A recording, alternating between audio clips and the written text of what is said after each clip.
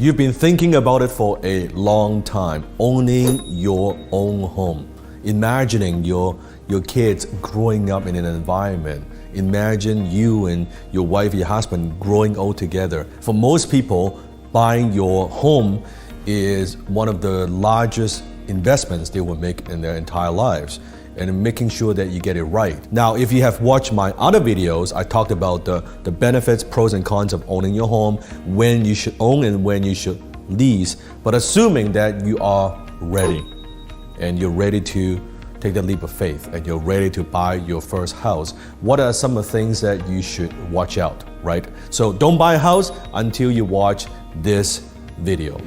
So before you go out there and buy your first home, the first tip I want to give you is to make sure that you have consistent income coming in. With the banks and the lenders, what they want to see is not just, hey, you make some money this year, but next year, your income stability is not there. Especially when it comes to self-employed. If you're self-employed, you are a business owner. To the banks, that is a risk because they're not so sure. You may have a great first year, but are you going to have a great second year? What about third year? What about fourth year? So the stability and consistency of income is very, very critical to the bank. One of the things that you could do to know how much a house you could afford is actually to consult and talk to a mortgage broker.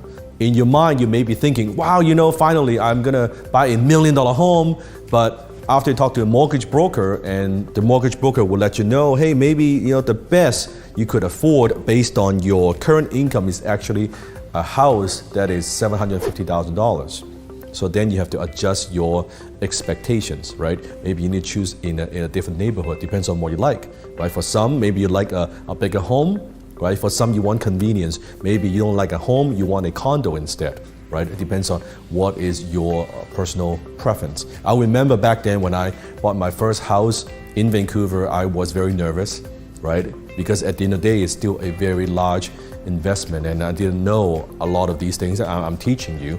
And then I figured out, okay, actually I need some of these things in place in order to buy the house that I wanted. But to be able to create your dream home. Now at the time it wasn't a very expensive house, right, compared to what I have today, but still it was quite an experience. So I know what you are going through. So that's the first tip for you. Second tip is to make sure that you have good credit score, right? Having good credit is very, very important when it comes to getting your mortgage. You see, this is why my other videos I talked about credit cards. Most people, they're so scared of credit cards. And for some, they don't use credit cards because they don't trust themselves, right? They lack self-discipline. They're afraid that they're going to spend all that money and get into credit card debt. But if you use your credit card wisely, you're a master of credit card, not a slave to credit cards, right? And then you use it and you pay off the balance every single month, right? If not early, you will get better credit. You'll build up your credit score.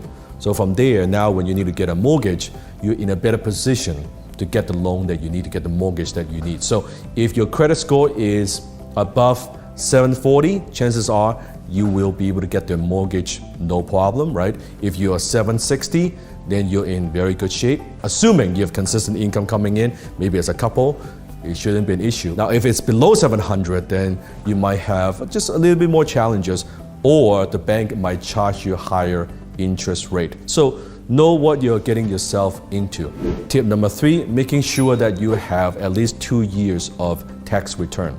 So again, the banks and the lenders, they look for that, right? Do you have consistent income? If this is a brand new job, they will be like, I'm not so sure how long you're gonna stick around at this job. Are you gonna be able to keep this job? If it's a business, it's the same thing. They wanna see at least 2 years, sometimes 2, 3, 4 years, right? They wanna see that track record. So consistency to the banks is very, very important because they want to know that you're able to pay back the mortgage and pay back the loans, right? They don't want to foreclose you or anything like that, right? So that's very critical. So before you buy the house, maybe you have the dream home that you want, but definitely look at your finances.